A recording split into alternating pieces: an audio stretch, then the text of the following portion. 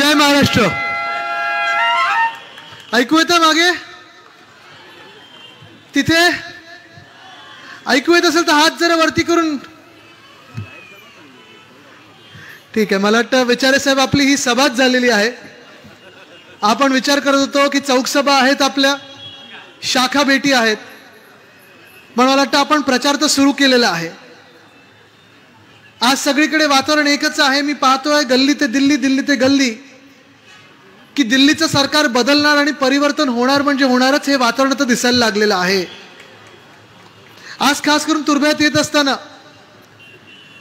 ही जाणीव मला आहे की इकडे जरी आपण MIDC म्हणून पाहत असू, या पूर्ण परिसराला आपण इंडस्ट्री बेल्ट मधून पाहत असू, पण इकडच्या जनतेचे प्रश्न अजूनही कोणी सोडवलेले नाहीत. आणि म्हणून पहिलंच तुम्हाला सांगतोय की इकडचं जे डम्पिंग ग्राउंड आहे ते बंद करून आपण चांगलं एक मोठं पार्क करून देऊ. आज मी तुम्हाला हे सांगायला आलेलो आहे.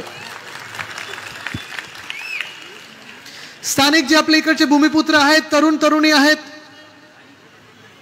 त्यांच्या नोकऱ्यांचा प्रश्न आहे. कारण खूप वेळा असं होतं की MIDC आल्यानंतर जगभरातून लोक इथे रोजगारासाठी येतात, नोकरी घेण्यासाठी येतात, पण इकडे जे मोठी झालेली मुलं मुली असतील, इथे वाढलेली मुलं मुली असतील, त्यांच्या नोकऱ्यांचा प्रश्न हा खूप बिकट असतो. आणि म्हणून मी आपल्याला हे देखील सांगायला आलेलो आहे की आपलं महाविकास आघाडीचं सरकार असताना आपण एक कायदा आणला होता की नवीन इंडस्ट्री कुठचीही असो, पुढच्या 5 वर्षामध्ये त्यांनी 80% स्थानिक भूमिपुत्रांना नोकऱ्या दिल्या पाहिजेत. ते आपण लागू पुन्हा एकदा करू आणि MIDC साठी खास करू, हे असं मला सांगायला आलेलं आहे. तुर्भ्याचे विषय अनेक आहेत. आपल्या झोपडपट्ट्यांपासून जो विकास होत नाहीये, जिथे जिथे DP मध्ये देखील इंडस्ट्री झोन दाखवलेला आहे, स्थानिक नागरिकांना तिकडचा हटवण्याचा विषय आहे. ह्यासाठी आपण लढत आलेलोच आहोत. पण हे सगळं जर आपल्याला लढायचं असेल, ह्याच्यासाठी आपल्याला जर दिल्लीपर्यंत बोलायचं असेल, तर तुम्हाला पुन्हा एकदा हॅट्रिक म्हणून विचारे साहेबांचाच विजय हा निश्चित करायला लागेल. ह्याचा निश्चय तुम्हाला आज घ्यायला लागेल. अनेक विषय आहेत. किती विषयांना हात घालायचे, किती विषयांवर बोलायचं, किती बोलायचं, का बोलायचं, हा सगळीकडे प्रश्न आहेच. महाराष्ट्राच्या प्रत्येक जिल्ह्यामध्ये गेल्यानंतर प्रत्येक जिल्ह्यातल्या तिकडच्या नागरिकांना वाटतं की आमचं सरकार जे होतं ते महाविकास आघाडीचं सरकार होतं, उद्धव साहेबच आमचे मुख्यमंत्री होते, आमचे कुटुंब प्रमुख आहेत. हे सरकार जे बसलेलं आहे ते घटनाबाह्य आहे, गद्दारांचं सरकार आहे, अवकाळी सरकार आहे, हे सरकार आमचं नाहीच आहे. हा विचार आज प्रत्येक जिल्ह्यामध्ये आहे. शहरांचे जे हाल होत चाललेले आहेत आपण पहा. विकास विकास विकास विकासाच्या नावाखाली सगळीकडे खोदून ठेवलेलं आहे. पण हे खोदकाम कसं चाललंय, किती दिवस चालणार, काय नक्की याच्यातून आपण प्राप्त करणार आहोत, काय मिळवणार आहोत, हा विचार कुठेही आपल्याला दिसत नाही. कारण हा जो विकास चाललेला आहे, हा विकास ना नागरिकांचा चाललाय, हा विकास ना महाराष्ट्राचा आहे, हा विकास ना आपल्या शहरांचा आहे, हा विकास फक्त आणि फक्त ह्या सरकारच्या बिल्डर मित्रांचा आहे आणि कॉन्ट्रॅक्टर मित्रांचा आहे. आज राज्य आपल्या ज्या परिस्थितीतून चाललेलं आहे, इथे मला तुम्ही सांगा, जे तरुण तरुणी आलेत, 20शीतले किती आहेत, 20 वर्षाचे किती मुलं मुली आहेत, 30 वर्षाचे किती मुलं मुली आहेत, जरा हात वरती करून दाखवा. आहेत ना तुम्ही सगळे? शिकून आलेत शाळेमधून, कॉलेजची डिग्री आहे, नोकऱ्या आहेत का? नाही आहेत. आणि हेच मी आज तुम्हाला सांगायला आलेलो आहे. हे जरा फटाके बंद करा रे. कोणी लावलेत मागे फटाके? आज हेच तुम्हाला विचारायला आलोय की गेल्या 2 ते 2.5 वर्षांमध्ये एक तरी नवा उद्योग, एक तरी नवा रोजगार तुम्ही आलेला पाहिलाय का? बघितलंय?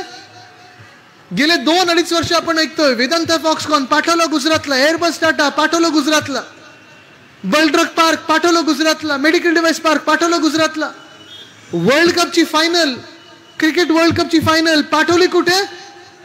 गुजरात. आता तुम्ही मला सांगा, तुम्ही सगळे क्रिकेट बघता ना, क्रिकेट समजता?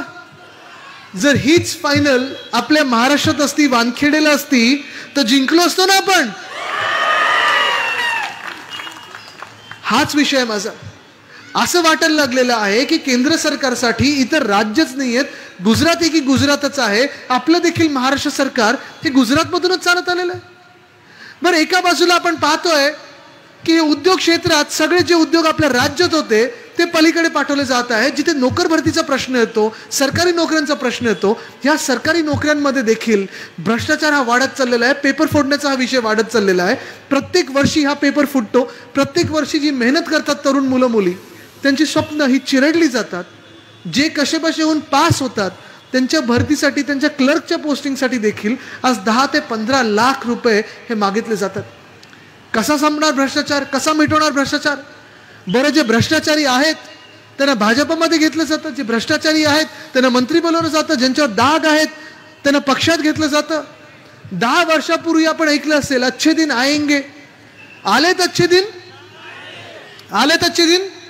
नोकऱ्या मिळाल्यात, किमती कमी झाल्यात, गॅसची किंमत कमी झाली आहे, डिझेलची किंमत कमी झाली आहे, पेट्रोलची किंमत कमी झाली आहे? नाही झाली आहे. 2022 पर्यंत प्रत्येक व्यक्तीला प्रधानमंत्री आवास योजनेत घर मिळणार होतं, मिळालं? प्रत्येकाच्या घरापर्यंत पाणी पोचणार होतं, पोचलंय? नाही पोचलंय. पण अच्छे दिन आएंगे, अच्छे दिन आएंगे. 5 वर्ष झाली, 10 वर्ष झाली, अच्छे दिन तर आले नाहीत. पण भाजपाने आता टॅगलाईन बदललेली आहे. त्यांनी सांगितलं दाग अच्छे है. जे कोणी भ्रष्टाचारी आहेत त्यांना भाजपमध्ये घ्या, त्यांना आम्ही मंत्रिपद देतो. ही टॅगलाईन आता झालेली आहे. 2014 मध्ये आपण पण त्यांच्या बाजूने लढलो होतो, त्यांच्यासाठी प्रचार केला होता. आपल्याला पण वाटलं होतं अच्छे दिन आएंगे. स्मार्ट सिटी नवी मुंबईत पण आली होती. काय हाल झाला था? स्मार्ट सिटी प्रोग्राम चालू आहे का तुमचा? नाही चालू आहे. आज एकामागोमाग एक शहर हे मागे चाललेलं आहे. महाराष्ट्रात आपण पाहतोय की कायदा सुव्यवस्थेचे प्रश्न वाढत चाललेले आहेत.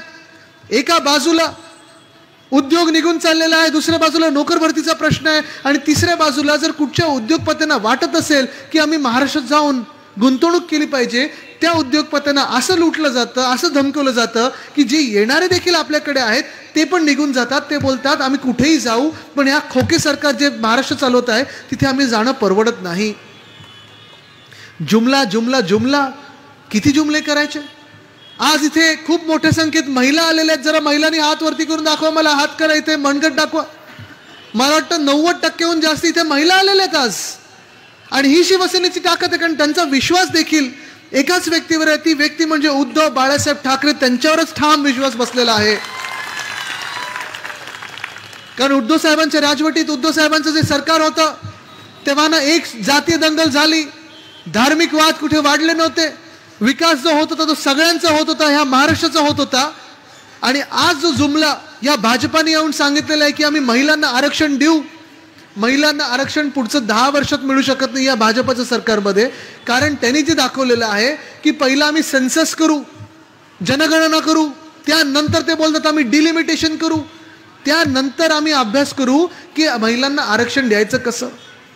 आरक्षण तर सोडा, हे भाजप महिलांचं संरक्षण पण करू शकत नाही. एकच उदाहरण देतो तुम्हाला. गुजरातमध्ये ज्या बिल्किस बानोवर रेप झाला होता, तिच्या मुलीला तिच्यासमोर चिरडलं होतं, त्या 5 की 7 लोकांना सुप्रीम कोर्टाने कैदेत टाकल्यानंतर त्या गुजरात सरकारनी, भाजपाच्या गुजरात सरकारनी त्याच रेपिस्ट लोकांना बाहेर आणलं आणि निवडणुकीत भाजपाचा प्रचार करायला लावलं, त्यांचे सत्कार केले. मान्य आहे तुम्हाला हे सगळं? आपलं हिंदुत्व काय सांगतं? आपलं हिंदुत्व आणि भाजपच्या हिंदुत्वामध्ये फरक आहे. भाजपचं हिंदुत्व हे घर जाळणारं हिंदुत्व आहे, घर पेटवणारं हिंदुत्व, आपल्या घरातली चूल पेटवणारं हिंदुत्व आहे. आणि आपल्या हिंदुत्वामध्ये जे कोणी त्या बिल्किस बानोचे रेपिस्ट आहेत, तिच्यावर अत्याचार करणारे लोक आहेत, त्या लोकांना त्यांची जातपात धर्म काही असो, आणि बिल्किसचं देखील जातपात धर्म काही असो, ज्यांनी ज्यांनी रेप केलेला आहे त्यांना फाशी झालीच पाहिजे, हे आपलं हिंदुत्व आहे. महिलांना सुरक्षा देणारं हे आपलं हिंदुत्व आहे. शेतकऱ्यांचा आवाज ऐकणं हे आपलं हिंदुत्व आहे. हृदयात राम आहे पण हाताला काम मिळालं पाहिजे, हे आपलं हिंदुत्व आहे. आज तरुण जो आहे सगळीकडे भटकत आहे कारण आज हाताला काम नाहीये. आणि म्हणून मित्रांनो, मी आपला जास्ती वेळ घेणार नाही, कारण मला पुढे देखील जायचं. मला वाटतं अजून 2 सभा आहेत आपल्या. पण आज मी तुम्हाला एवढंच सांगायला इथे आलेलो आहे की राजन विचारे साहेब आपल्यासाठी लढत आहेत, झगडत आहेत. मग नवी मुंबईची मेट्रो असो, तुर्भ्याचं डम्पिंग ग्राउंड असो, किंवा इकडच्या स्थानिक भूमिपुत्रांना नोकऱ्या मिळण्यासाठी असो, तुम्ही त्यांच्यासोबत उभे राहणार की नाही? राहणार का उभे? तुम्ही शिवसेना उद्धव बाळासाहेब ठाकरे पक्षाला ताकद देणार आहात का? तुम्ही महाराष्ट्र हिताचा विचार करणार आहात का? तुम्ही, मी जो 33 वर्षाचा तरुण महाराष्ट्रासाठी लढत आहे, माझ्यासोबत उभे राहणार का? तुम्ही उभे राहणार असाल तर दोन्ही हात वरती करून मला ताकद देणे, आशीर्वाद द्या. कारण ही जर ताकद माझ्यासोबत असली तर कोणीही अडवू शकत नाही. हा निर्धार करून मी पुढे निघत आहे. धन्यवाद. जय हिंद, जय महाराष्ट्र, वंदे मातरम.